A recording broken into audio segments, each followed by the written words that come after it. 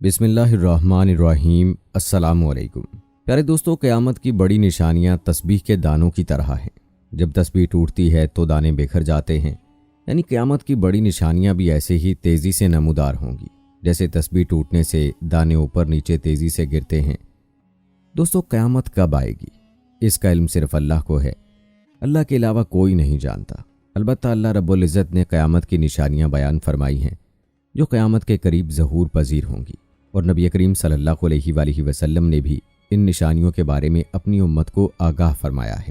آج کی ویڈیو میں آپ کو نبی کریم صلی اللہ علیہ وآلہ وسلم کی حدیث مبارکہ کی روشنی میں قیامت کی 10 بڑی نشانیوں کے بارے میں مکمل تفصیل بتائیں گے۔ آپ کو نہ صرف یہ نشانیاں بتائیں گے بلکہ ان نشانیوں کی ترتیب کے حوالے سے اہل علم کی آراء سے بھی آپ کو آگاہ کریں گے۔ نبی کریم صلی اللہ علیہ وآلہ وسلم نے قیامت کی جو 10 بڑی نشانیاں اپنی امت کو بتائی ہیں، ان میں سب سے پہلی نشانی دخان ہے، جو ایک بڑا دھواں ہوگا جو ظاہر ہو کر مشرق سے مغرب تک تمام زمین پر چھا جائے گا اور مسلسل 40 روز تک چھایا رہے گا۔ اس کی وجہ سے تمام لوگ سخت پریشان ہو جائیں گے۔ مسلمان تو صرف دماغ و حواس کی کدورت اور زکام میں مبتلا ہوں گے، مگر منافقین و کفار بے ہوش ہو جائیں گے، اور ان کے ہوش و حواس اس طرح ہو جائیں گے کہ بعضوں کو کئی دن تک ہوش نہیں آئے گا۔ یاد رہے کہ اس دھوئیں کا نام دخان ہے، جیسا کہ اس دھوئیں کا ذکر قرآن پاک کی سورہ دخان کی آیت نمبر 10 میں موجود ہے، اور حضرت حذیفہ رضی اللہ تعالی عنہ اور ان کے تابعین کے قول کے مطابق اس آیت میں اسی دھوئیں کی طرف اشارہ کیا گیا ہے۔ اس آیت میں اللہ تعالیٰ کا ارشاد ہے، سو آپ اس دن کا انتظار کیجئے جب آسمان واضح دھواں لائے گا جو لوگوں کو ڈھانپ لے گا، یہ ہے دردناک عذاب۔ اس دن وہ کہیں گے، اے ہمارے رب، ہم سے اس عذاب کو دور کر دے، بے شک ہم ایمان لانے والے ہیں۔ اب ان کی نصیحت قبول کرنے کا وقت کہاں ہے، حالانکہ ان کے پاس واضح ہدایت دینے والے رسول آ چکے تھے۔ پھر انہوں نے اس رسول سے اعراض کیا اور کہا، یہ سکھائے ہوئے دیوانے ہیں۔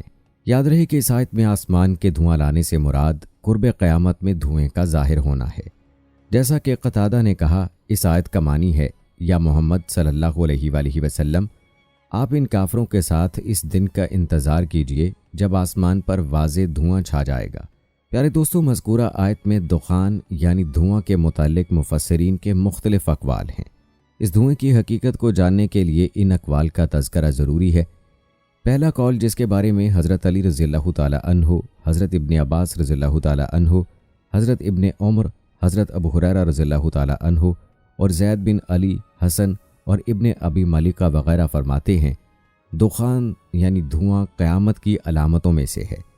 یہ ابھی تک ظاہر نہیں ہوا، یہ قرب قیامت میں 40 روز تک ظاہر ہوگا اور آسمان اور زمین کی فضا کو بھر لے گا۔ مومن پر اس کا اثر زکام کی صورت میں ظاہر ہوگا اور کافر و فاجر کی ناکوں میں داخل ہو کر ان کے کانوں کے سوراخوں سے نکلے گا، ان کا دم گھٹنے لگے گا، اور یہ دھواں جہنم کے آثار ہیں۔ حضرت ابو سعید خدری رضی اللہ تعالی عنہ سے روایت ہے کہ رسول اللہ صلی اللہ علیہ وآلہ وسلم نے فرمایا، یہ دھواں قیامت کے دن لوگوں میں ہیجان پیدا کرے گا۔ مومن پر اس کا اثر زکام کی صورت میں ظاہر ہوگا اور کافر کے جسم میں داخل ہو کر اس کے کانوں کے سوراخوں سے نکلے گا۔ اس حوالے سے دوسرا قول یہ ہے کہ آسمان کے دھواں لانے سے مراد ہے کفار کی بھوک کی کیفیت ہے، جیسا کہ حضرت ابن مسعود رضی اللہ تعالی عنہ نے فرمایا، دخان سے مراد کفار کی بھوک کی کیفیت ہے۔ جب نبی کریم صلی اللہ علیہ وآلہ وسلم نے ان کی مسلسل سرکشی اور ہٹ دھرمی کی وجہ سے ان کے خلاف دعا کی تو ان پر قحط آ گیا۔ بھوک کی شدت میں جب وہ آسمان کی طرف دیکھتے تو وہ ان کو دھوئیں کی طرح نظر آتا۔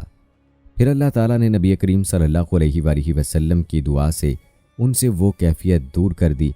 اگر اس سے مراد قیامت کا دھواں ہوتا تو وہ ان سے دور نہ ہوتا۔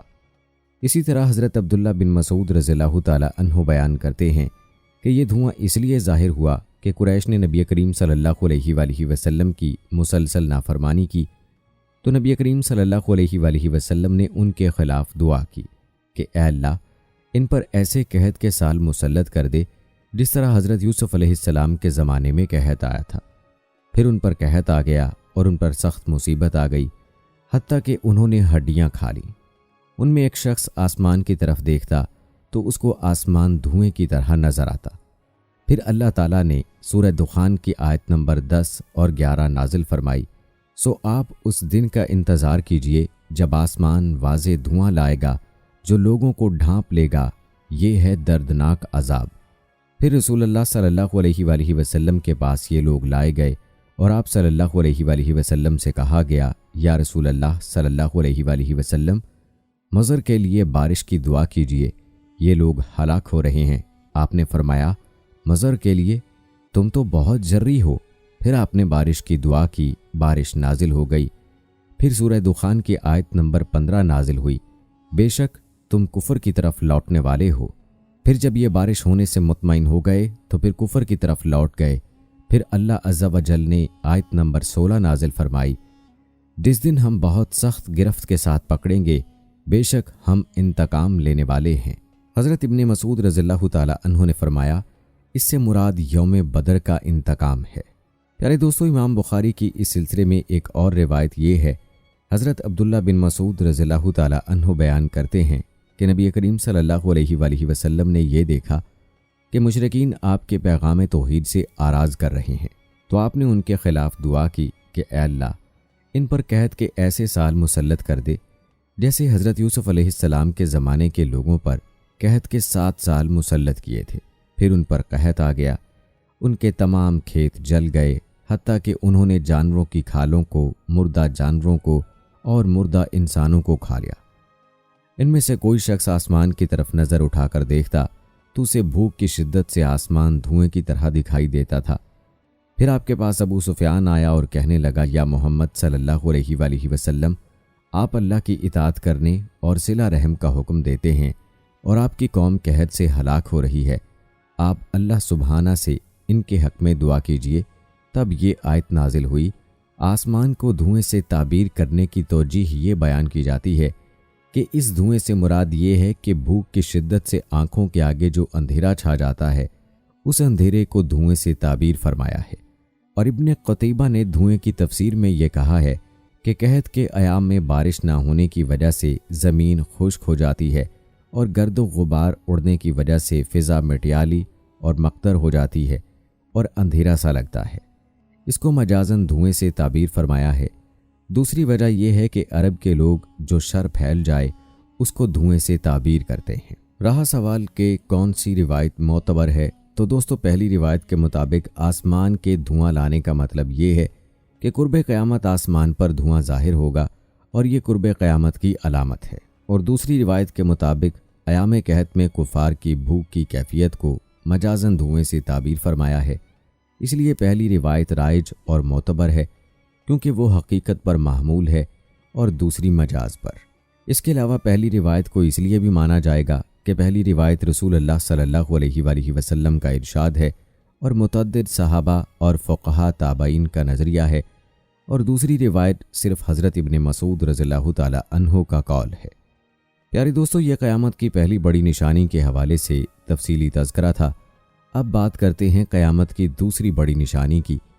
تو یاد رہے کہ 10 بڑی نشانیوں والی حدیث میں نبی کریم صلی اللہ علیہ وآلہ وسلم نے قیامت کی جو دوسری بڑی نشانی بتلائی ہے وہ ہے دجال کا ظہور۔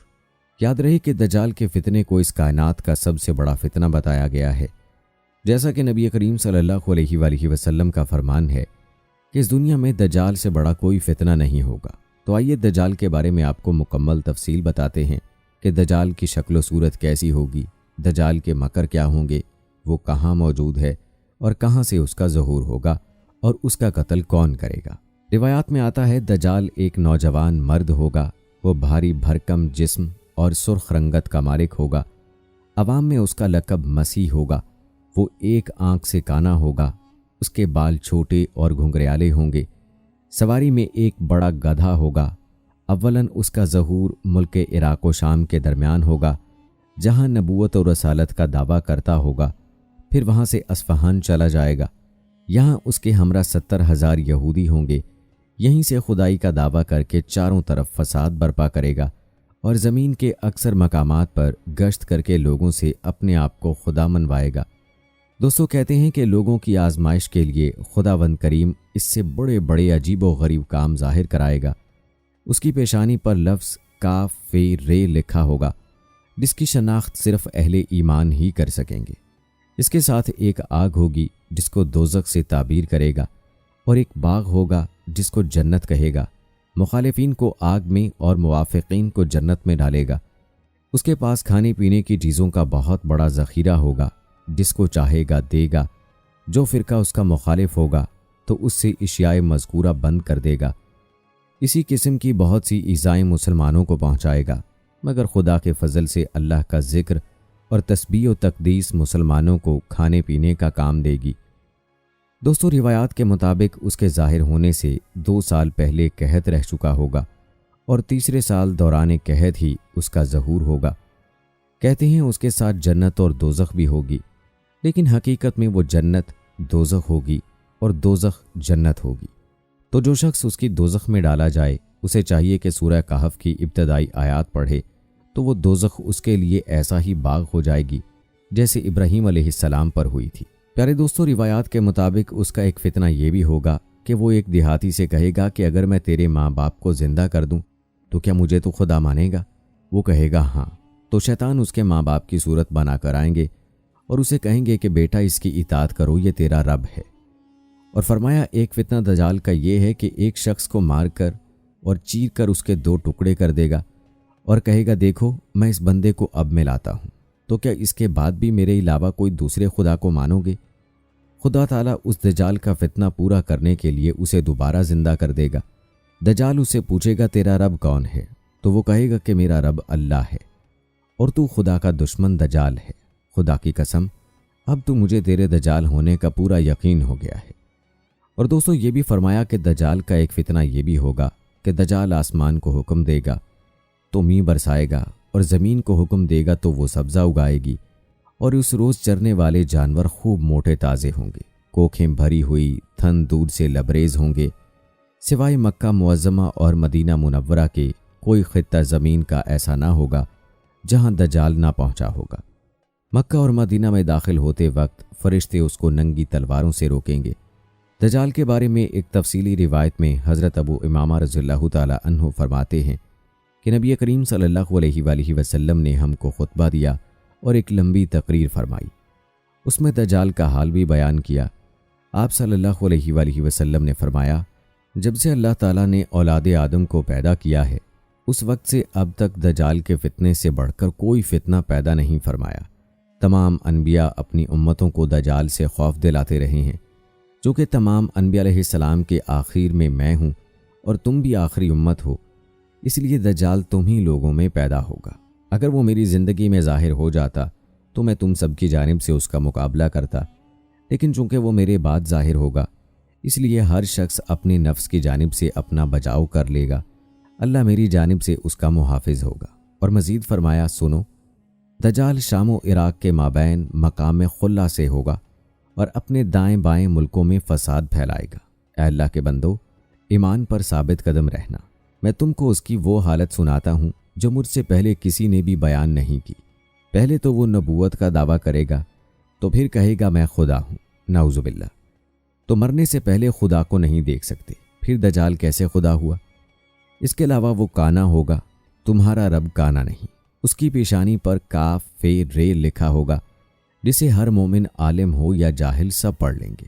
حضور نبی کریم صلی اللہ علیہ وآلہ وسلم نے فرمایا، پس جب دجال ویرانے پر سے گزرے گا تو اسے حکم دے گا کہ اپنے خزانے نکال، تو اس کے خزانے اس کی ایسی اتباع کریں گے جیسے شہد کی مکھیاں اپنے سردار کی اتباع کرتی ہیں۔ پیارے دوستو، جہاں تک بات ہے دجال کے قتل کی اور اس سے پہلے لڑی جانے والی لڑائیوں کی، تو اس حوالے سے یہ تفصیلی حدیث پاک ملاحظہ فرمائیں۔ حضرت ابو ہریرہ رضی اللہ تعالی عنہ بیان کرتے ہیں کہ رسول اللہ صلی اللہ علیہ وآلہ وسلم نے فرمایا، قیامت اس وقت تک قائم نہیں ہوگی جب تک کہ اہل روم آماک یا دابق کے مقام پر نہ پہنچ جائیں۔ پھر ان سے لڑنے کے لیے اس زمانے کے بہترین لوگوں کا ایک لشکر مدینہ منورہ سے روانہ ہوگا۔ جب دونوں لشکر آمنے سامنے صف بستہ ہوں گے تو رومی کہیں گے کہ ہمارے جو آدمی قید کیے گئے ہیں اور اب مسلمان ہو چکے ہیں، انہیں اور ہمیں تنہا چھوڑ دو، ہم ان سے جنگ کریں گے۔ مسلمان کہیں گے نہیں واللہ، ہم ہرگز اپنے بھائیوں کو تمہارے حوالے نہیں کریں گے۔ اس پر وہ ان سے جنگ کریں گے۔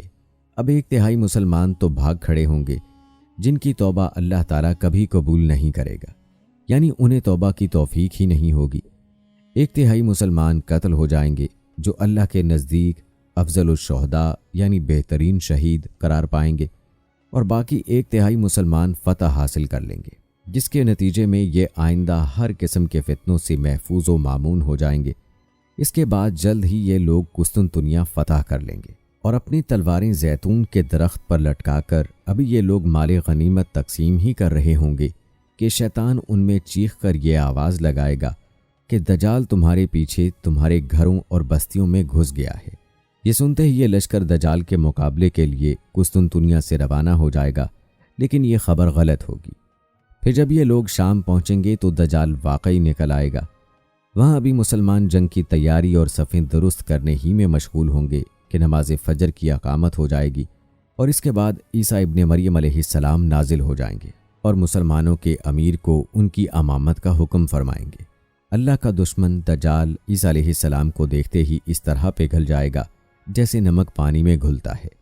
اگر عیسیٰ علیہ السلام اسے چھوڑ بھی دیتے تب بھی وہ گھل گھل کر ہلاک ہو جاتا، لیکن اللہ تعالیٰ اسے حضرت عیسیٰ علیہ السلام کے ہاتھوں قتل کروائے گا۔ وہ اپنے نیزے پر اس کا خون لوگوں کو دکھلائیں گے۔ دوستو، دجال کے قتل کے حوالے سے ایک اور حدیث مسلم شریف میں یوں بیان ہوئی ہے کہ حق تعالیٰ شانہ عیسیٰ علیہ السلام کو بھیجے گا۔ عیسیٰ علیہ السلام دمشق کے جامع مسجد کے سفید مینار کے پاس اتریں گے۔ دمشق کے شہر میں مشرق کی طرف زرد رنگ کا کپڑا پہنے ہوئے، اپنے دونوں ہاتھ 2 فرشتوں کے بازوؤں پر رکھے ہوئے جب عیسیٰ علیہ السلام اپنا سر جھکائیں گے تو پسینہ ٹپکے گا، اور جب اپنا سر اٹھائیں گے تو موتی کی طرح بوندیں بہیں گی۔ جس کافر کے پاس عیسیٰ علیہ السلام اتریں گے اس کو ان کے دم کی بھاپ لگے گی، وہ مر جائے گا، اور ان کے دم کا اثر وہاں تک پہنچے گا جہاں تک ان کی نظر پہنچے گی۔ پھر عیسیٰ علیہ السلام دجال کو تلاش کریں گے، اس کو باب لد پر پائیں گے اور اس کو قتل کریں گے۔ پھر عیسیٰ علیہ السلام ان لوگوں کے پاس آئیں گے جن کو اللہ نے دجال سے بچایا، اور شفقت سے ان کے چہروں کو سہلائیں گے اور ان کو خبر کریں گے ان مقامات کی جو جنت میں ان کے لیے رکھے گئے ہیں۔ پیارے دوستو، یہ تھی چند روایات جن میں آپ نے دجال کے حوالے سے تفصیل ملاحظہ فرمائی۔ چلیے اب آپ کو نبی کریم صلی اللہ علیہ وآلہ وسلم کی وہ حدیث بتاتے ہیں جس میں قیامت کی 10 بڑی نشانیوں کا تذکرہ موجود ہے۔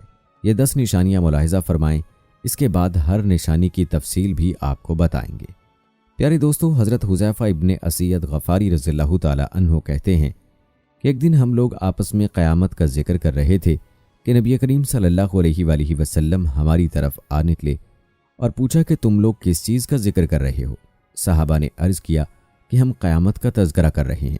تب آپ صلی اللہ علیہ وآلہ وسلم نے فرمایا، یقیناً قیامت اس وقت تک نہیں آئے گی جب تک تم اس سے پہلے 10 نشانیوں کو نہ دیکھ لو۔ پھر آپ صلی اللہ علیہ وآلہ وسلم نے ان 10 نشانیوں کو اس ترتیب سے ذکر فرمایا: نمبر 1 دھواں، نمبر 2 دجال، نمبر 3 دابۃ الارض، نمبر 4 سورج کا مغرب کی طرف سے نکلنا، نمبر 5 حضرت عیسیٰ ابن مریم کا نازل ہونا، نمبر 6 یاجوج ماجوج کا ظاہر ہونا۔ 6، 7ویں اور 8ویں نشانی کے طور پر آپ صلی اللہ علیہ وآلہ وسلم نے 3 خسوف کا یعنی 3 مقامات پر زمین کے دھنس جانے کا ذکر کیا۔ ایک تو مشرق کے علاقے میں، دوسرے مغرب کے علاقے میں، اور تیسرے جزیرہ عرب کے علاقے میں۔ اور 10ویں نشانی جو سب کے بعد ظاہر ہوگی وہ آگ ہے جو یمن کی طرف سے نمودار ہوگی اور لوگوں کو گھیر ہانک کر زمین حشر کی طرف لے جائے گی۔ اور ایک حدیث میں یوں ہے کہ وہ ایک ایسی آگ ہوگی جو یمن کے مشہور شہر عدن کے آخری کنارے سے نمودار ہوگی اور لوگوں کو ہانک کر زمین حشر کی طرف لے جائے گی۔ نیز ایک روایت میں 10ویں نشانی کے طور پر یمن کی طرف سے یا عدن کے آخری کنارے سے آگ کے نمودار ہونے کی بجائے ایک ایسی ہوا کا ذکر کیا گیا ہے جو لوگوں کو سمندر میں پھینک دے گی۔ پیارے دوستو، آپ نے اس روایت میں قیامت کی 10 بڑی نشانیاں ملاحظہ فرمائیں۔ جہاں تک ان نشانیوں کی ترتیب کا معاملہ ہے تو اس بارے میں آپ کو محدثین اور اہل علم کی آراء سے آگاہ کریں گے، لیکن پہلے آپ کو دخان اور دجال کے علاوہ باقی نشانیوں کے بارے میں تفصیل بتاتے ہیں۔ دخان اور دجال کے حوالے سے تفصیل آپ ملاحظہ کر چکے ہیں، جو کہ قیامت کی بڑی نشانیوں میں سے پہلی 2 نشانیاں ہیں۔ دوستو، تیسری بڑی نشانی ہے دابۃ الارض۔ दाब्बतुल अर्ज से मुराद एक अजीब उल-खल्कत और नादिर शक्ल का जानवर है जो मस्जिद हराम में कोहे सफ़ा व मरवा के दरमियान से बरामद होगा और जिसका जिक्र कुरान मजीद में भी किया गया है। उलमा ने लिखा है कि वो जानवर चौपाए की सूरत में होगा जिसकी दराजी 60 गज की होगी।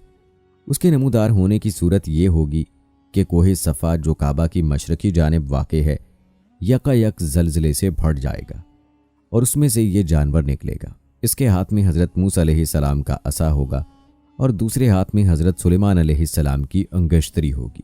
तमाम शहरों और इलाकों में इतनी तेज़ी के साथ दौरा करेगा कि कोई फ़र्द बशर उसका पीछा ना कर सकेगा और दौड़ में उसका मुकाबला करके उससे छुटकारा ना पा सकेगा। जहाँ जहाँ जाएगा हर शख्स पर निशान लगाता जाएगा। जो साहिब ईमान होगा उसको हज़रत मूसा अलैहिस्सलाम के असा से छुएगा और उसकी पेशानी पर मोमिन लिख देगा, और जो काफिर होगा उस पर हज़रत सुलेमान अलैहिस्सलाम की अंगश्तरी से स्याह मोहर लगा देगा और उसके मुंह पर काफिर लिख देगा। प्यारे दोस्तों, तफसीर इब्ने कसीर के मुताबिक जिस जानवर का यहाँ जिक्र किया गया है लोगों के बिल्कुल बिगड़ जाने और दीन हक को छोड़ बैठने के वक्त आखिर ज़माने में ज़ाहिर होगा, जबकि लोगों ने दीन हक को बदल दिया होगा। बाज़ कहते हैं ये मक्का शरीफ से निकलेगा, बाज़ कहते हैं और किसी जगह से, जिसकी तफसील आगे आने वाली है। कहते हैं वो जानवर बोलेगा, बातें करेगा और कहेगा कि लोग अल्लाह की आयतों का यकीन नहीं करते थे। इब्ने जुरैर इसी को मुख्तार कहते हैं, लेकिन इस कौल में नज़र है, वल्लाहु आलम। इब्ने अब्बास का कौल है कि वो इन्हें ज़ख्मी करेगा। एक रिवायत में है कि वो ये और वो दोनों करेगा। ये कौल बहुत अच्छा है और दोनों बातों में कोई तज़ाद नहीं, वल्लाहु आलम। दोस्तों, वो अहादीस जो दाब्बतुल अर्ज के बारे में मरवी हैं इनमें से कुछ हम बयान करते हैं। अबू दाऊद में है कि दाब्बतुल अर्ज 3 मरतबा निकलेगा। दूर दराज के जंगल से ज़ाहिर होगा और उसका जिक्र शहर यानी मक्का तक न पहुँचेगा। फिर एक लंबे ज़माने के बाद दोबारा ज़ाहिर होगा और लोगों की ज़ुबानों पर उसका किस्सा चढ़ जाएगा, यहाँ तक कि मक्का में भी उसकी शोहरत पहुँचेगी। फिर जब लोग अल्लाह की सबसे ज़्यादा हुर्मत व अज़मत वाली मस्जिद हराम में होंगे, उसी वक्त अचानक दफ़ातन दाब्बतुल अर्ज उन्हें वहीं दिखाई देगा कि रुकने मकाम के दरमियान अपने सर से मट्टी झाड़ रहा होगा। लोग उसको देखकर इधर उधर होने लगेंगे। ये मोमिनों की जमात के पास जाएगा और उनके मुंह को मिसले रोशन सितारे के मुनव्वर कर देगा। उससे भाग कर ना कोई बच सकता है और ना छुप सकता है। यहाँ तक कि एक शख्स उसको देखकर नमाज को खड़ा हो जाएगा। ये उसको कहेगा अब नमाज को खड़ा हुआ है, फिर उसकी पेशानी पर निशान कर देगा और चला जाएगा। उसके इन निशानात के बाद काफिर मोमिन का साफ तौर पर इम्तियाज हो जाएगा। यहाँ तक कि मोमिन काफिर से कहेगा कि ऐ काफिर मेरा हक अदा कर, और काफिर मोमिन से कहेगा ऐ मोमिन मेरा हक अदा कर। ये रिवायत हुज़ैफा बिन असैद से मौकूफ़न भी मरवी है। एक दूसरी रिवायत में है कि हज़रत ईसा अलैहिस्सलाम के ज़माने में होगा जबकि आप बैतुल्लाह शरीफ का तवाफ़ कर रहे होंगे, लेकिन इसकी असनाद सही नहीं है। सही मुस्लिम में है कि सबसे पहले जो निशानी ज़ाहिर होगी वो सूरज का मगरिब से निकलना और दाब्बतुल अर्ज का ज़ोहा के वक्त आ जाना है। इन दोनों में से जो पहले होगा उसके बाद ही दूसरा होगा। इसके अलावा सही मुस्लिम शरीफ में है, आपने फरमाया 6 चीज़ों की आमद से पहले नेक आमाल कर लो। सूरज का मगरिब से निकलना, धुएं का आना, दज्जाल का आना और दाब्बतुल अर्ज का आना। ये हदीस और सनदों से दूसरी किताबों में भी है। अबू दाऊद 43 में है कि दाब्बतुल अर्ज के साथ हज़रत ईसा अलैहिस्सलाम की लकड़ी और हज़रत सुलेमान अलैहिस्सलाम की अंगूठी होगी। काफिरों की नाक पर लकड़ी से मोहर लगाएगा और मोमिनों के मुंह अंगूठी से मुनव्वर कर देगा। यहाँ तक कि एक दस्तरखान पर बैठे हुए मोमिन काफिर सब जाहिर हो जाएंगे। एक और हदीस में जो मसनद अहमद में है मरवी है कि काफिरों के नाक पर अंगूठी से मोहर करेगा और मोमिनों के चेहरे लकड़ी से चमका देगा। इब्ने माजा में हज़रत बरीदा रज़ियल्लाहु ताला अन्हु से रिवायत है कि मुझे रसूल अल्लाह सल्लल्लाहु अलैहि वसल्लम लेकर मक्का के पास एक जंगल में गए। मैंने देखा कि एक खुश्क ज़मीन है जिसके इर्द गिर्द रेत है। फरमाने लगे यहीं से दाब्बतुल अर्ज निकलेगा। इब्ने बरीदा कहते हैं इसके कई साल बाद मैं हज के लिए निकला तो मुझे लकड़ी दिखाई दी जो मेरी उस लकड़ी के बराबर थी। हज़रत इब्ने अब्बास रज़ियल्लाहु ताला अन्हु फरमाते हैं उसके 4 पैर होंगे, सफ़ा के खुड से निकलेगा, बहुत तेज़ी से खरूज करेगा जैसे कि कोई तेज़ रफ्तार घोड़ा हो, लेकिन 3 दिन में उसके जिस्म का तीसरा हिस्सा भी न निकला होगा। حضرت عبداللہ بن عمر رضی اللہ تعالی عنہ سے جب اس کی بابت پوچھا گیا تو فرمانے لگے، جیاد میں ایک چٹان ہے، اس کے نیچے سے نکلے گا، میں اگر وہاں ہوتا تو تمہیں وہ چٹان دکھا دیتا۔ یہ سیدھا مشرق کی طرف جائے گا اور اس شور سے جائے گا کہ ہر طرف اس کی آواز پہنچ جائے گی، پھر شام کی طرف جائے گا، وہاں بھی چیخ لگا کر پھر یمن کی طرف متوجہ ہوگا، یہاں بھی آواز لگا کر شام کے وقت مکہ سے چل کر صبح کو اصفہان پہنچ جائے گا۔ لوگوں نے پوچھا پھر کیا ہوگا؟ فرمایا پھر مجھے معلوم نہیں۔ حضرت عبداللہ بن عمر رضی اللہ تعالی عنہ کا قول ہے کہ مزدلفہ کی رات کو نکلے گا۔ حضرت عزیر رضی اللہ تعالی عنہ کے ایک کلام کی حکایت ہے کہ صدوم کے نیچے سے یہ نکلے گا، اس کے کلام کو سب سنیں گے، حاملہ کے حمل وقت سے پہلے گر جائیں گے، میٹھا پانی کڑوا ہو جائے گا، دوست دشمن ہو جائیں گے، حکمت جل جائے گی، علم اٹھ جائے گا، نیچے کی زمین باتیں کرے گی، انسان کی وہ تمنائیں ہوں گی کہ جو کبھی پوری نہ ہوں، ان چیزوں کی کوشش ہوگی جو کبھی حاصل نہ ہوں، اس بارے میں کام کریں گے جسے کھائیں گے نہیں۔ دوستو، اس حوالے سے حضرت ابو ہریرہ رضی اللہ تعالی عنہ کا قول ہے، جس کے جسم پر سب رنگ ہوں گے، اس کے دو سینگوں کے درمیان سوار کے لیے ایک فرسخ کی راہ ہوگی۔ ابن عباس رضی اللہ تعالی عنہ کہتے ہیں کہ یہ موٹے نیزے کی اور بھالے کی طرح کا ہوگا۔ حضرت علی رضی اللہ تعالی عنہ فرماتے ہیں، اس کے بال ہوں گے، کھر ہوں گے، داڑھی ہوگی، دم نہ ہوگی، 3 دن میں بمشکل 1/3 باہر آئے گا، حالانکہ تیز گھوڑے کی چال چلتا ہوگا۔ اسی طرح ابو زبیر رضی اللہ تعالی عنہ کا قول ہے کہ اس کا سر بیل کے سر کے مشابہ ہوگا، آنکھیں خنزیر کی آنکھوں کے مشابہ ہوں گی، کان ہاتھی جیسے ہوں گے، سینگ کی جگہ اونٹ کی طرح ہوگی، شتر مرغ جیسی گردن ہوگی، شیر جیسا سینہ ہوگا، چیتے جیسا رنگ ہوگا، بلی جیسی کمر ہوگی، مینڈھے جیسی دم ہوگی، اونٹ جیسے پاؤں ہوں گے، ہر 2 جوڑ کے درمیان 12 گز کا فاصلہ ہوگا۔ حضرت موسیٰ علیہ السلام کی لکڑی اور حضرت سلیمان علیہ السلام کی انگوٹھی ساتھ ہوگی۔ ہر مومن کے چہرے پر اپنے عصائے موسوی سے نشان کرے گا، جو پھیل جائے گا اور چہرہ منور ہو جائے گا، اور ہر کافر کے چہرے پر خاتم سلیمانی سے نشانی لگا دے گا، جو پھیل جائے گا اور اس کا چہرہ سیاہ ہو جائے گا۔ اس طرح مومن کافر ہو جائیں گے کہ خرید و فروخت کے وقت، کھانے پینے کے وقت لوگ ایک دوسرے کو اے مومن اور اے کافر کہہ کر بلائیں گے۔ دعوت الارض ایک ایک کا نام لے کر ان کو جنت کی خوشخبری یا جہنم کی بدخبری سنائے گا۔ پیارے دوستو، یہ تھی تفصیل دعوت الارض کے حوالے سے جو مختلف روایات میں بیان ہوئی ہے اور آپ کے گوش گزار کی گئی ہے۔ اب تذکرہ کرتے ہیں باقی نشانیوں کا۔ دوستو، قرآن پاک میں ارشاد باری تعالیٰ ہے، یہ اس کے سوا اور کس بات کے منتظر ہیں کہ ان کے پاس فرشتے آئیں یا خود تمہارا پروردگار آئے یا تمہارے پروردگار کی کچھ نشانیاں آئیں، مگر جس روز تمہارے پروردگار کی کچھ نشانیاں آ جائیں گی تو جو شخص پہلے ایمان نہیں لایا ہوگا اس وقت اسے ایمان لانا کچھ فائدہ نہیں دے گا، یا اپنے ایمان کی حالت میں نیک عمل نہیں کیے ہوں گے تو گناہوں سے توبہ کرنا مفید نہ ہوگا۔ اے پیغمبر، ان سے کہہ دو کہ تم بھی انتظار کرو، ہم بھی انتظار کرتے ہیں۔ پیارے دوستو، ان آیات میں اللہ تعالیٰ کافروں کو اور پیغمبروں کے مخالفوں کو، اپنی آیات کو جھٹلانے والوں کو، اپنی راہ سے روکنے والوں کو ڈرا رہے ہیں کہ کیا انہیں قیامت کا انتظار ہے، جبکہ فرشتے بھی آئیں گے اور خود اللہ کا ہار بھی۔ وہ بھی وقت ہوگا جب ایمان بھی ہے بے سود اور توبہ بھی بیکار ہو جائے گی۔ بخاری شریف میں اس آیت کی تفسیر میں ہے، رسول اللہ صلی اللہ علیہ وآلہ وسلم فرماتے ہیں، قیامت قائم نہ ہوگی جب تک کہ سورج مغرب سے نہ نکلے۔ جب یہ نشان ظاہر ہو جائے گا تو زمین پر جتنے لوگ ہوں گے سب ایمان لے آئیں گے، لیکن اس وقت ایمان محض بے سود ہوگا۔ پھر آپ نے یہی آیت پڑھی اور حدیث ہے، جب قیامت کی 3 نشانیاں ظاہر ہو جائیں تو بے ایمان کو ایمان لانا، خیر سے رکے ہوئے لوگوں کو اس کے بعد نیکی یا توبہ کرنا کچھ سود مند نہ ہوگا، سورج کا مغرب سے نکلنا، دجال کا آنا، دعوت الارض کا ظاہر ہونا۔ ایک اور روایت میں اس کے ساتھ ہی ایک دھوئیں کے آنے کا بھی بیان ہے، اور حدیث میں ہے، سورج کے مغرب سے طلوع ہونے سے بیشتر جو توبہ کرے اس کی توبہ مقبول ہے۔ بعض کا ماننا ہے کہ سورج کا مغرب سے نکالنا قیامت کی نشانیوں میں آخری نشانی ہوگی، جبکہ مذکورہ حدیث میں سورج کا نکلنا 4تھے نمبر پر بیان ہوا ہے۔ اگلی نشانی حضرت عیسیٰ علیہ السلام کا نزول ہے۔ یاد رہے کہ حضرت عیسیٰ علیہ السلام کا نزول حضرت امام مہدی علیہ السلام کے ظہور کے بعد ہوگا۔ چنانچہ آپ ایک دن شام کے وقت آسمان سے دمشق کی جامع مسجد کے مشرقی سفید مینار پر اتریں گے، اور پھر دجال کو تلاش کر کے اس کو باب لد پر قتل کریں گے۔ لد شام میں ایک موضع کا نام ہے اور بعض حضرات نے اس کو فلسطین کے ایک موضع کا نام بتایا ہے۔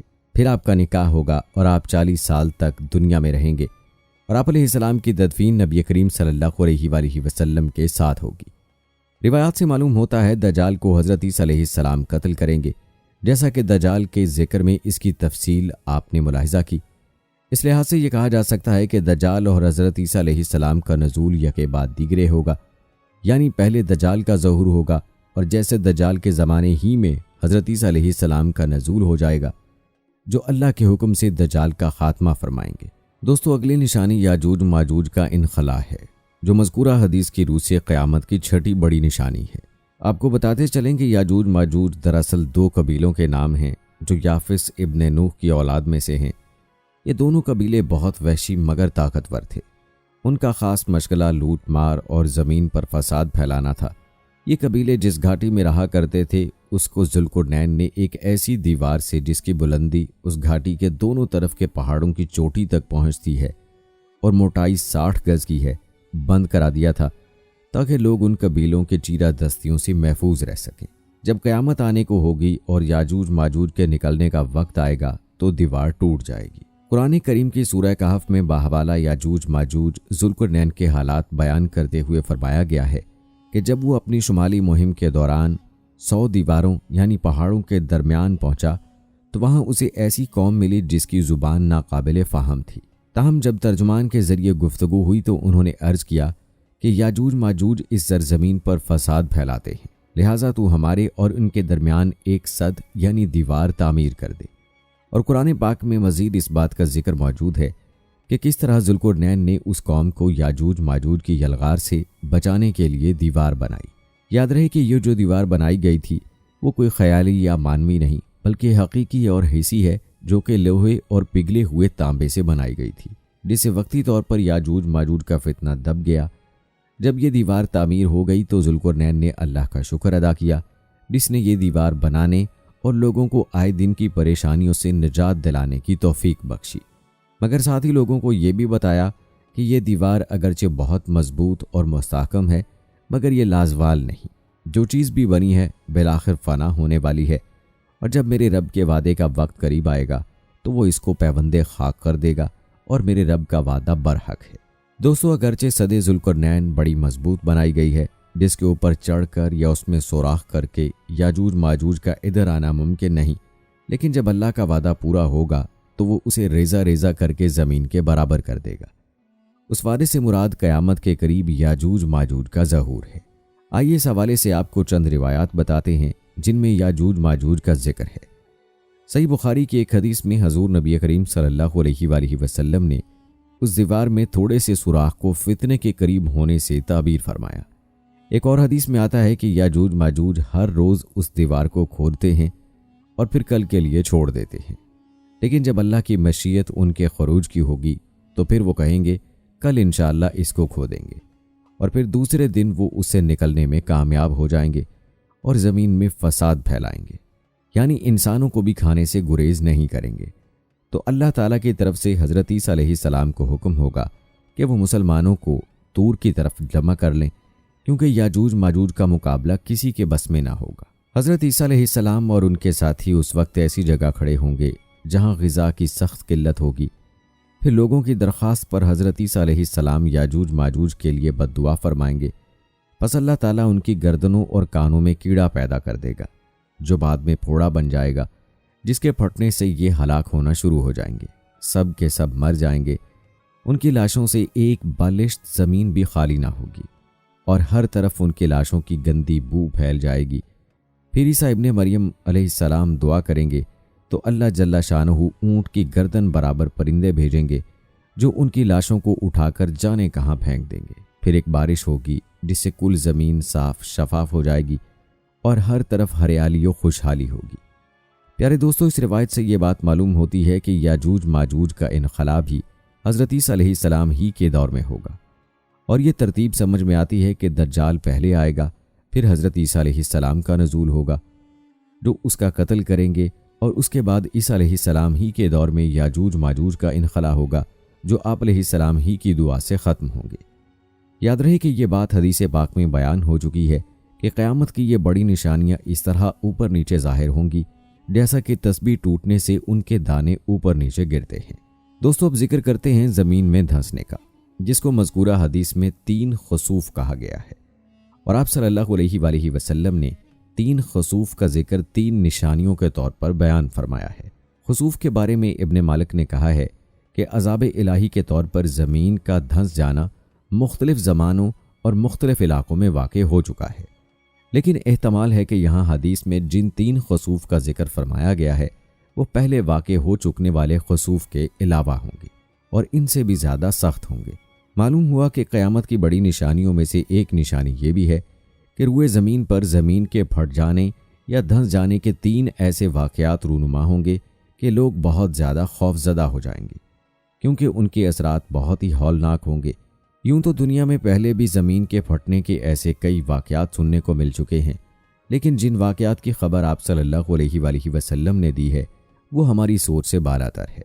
وہ کس قدر بھیانک عذاب ہوگا کہ روئے زمین پر کوئی بھی اس کے خوف سے بچ نہیں پائے گا۔ زمین کا دھنسنا قیامت کبریٰ کی نشانیوں میں سے ہے۔ وہ کب ہونا ہے، کس جگہ ہونا ہے، اس کا علم تو اللہ پاک کی ذات اقدس ہی جانتی ہے، لیکن آپ صلی اللہ علیہ وآلہ وسلم نے ان سمتوں کی طرف اشارہ ضرور دیا ہے کہ ایک واقعہ اہل مغرب کی طرف ہوگا، وہ اس قدر بھیانک ہوگا کہ پورا مغرب اس کے خوف کی لپیٹ میں ہوگا، جبکہ دوسرا واقعہ اہل مشرق کی طرف ہوگا اور تیسرا واقعہ اہل مغرب کی سرزمین پر ہوگا۔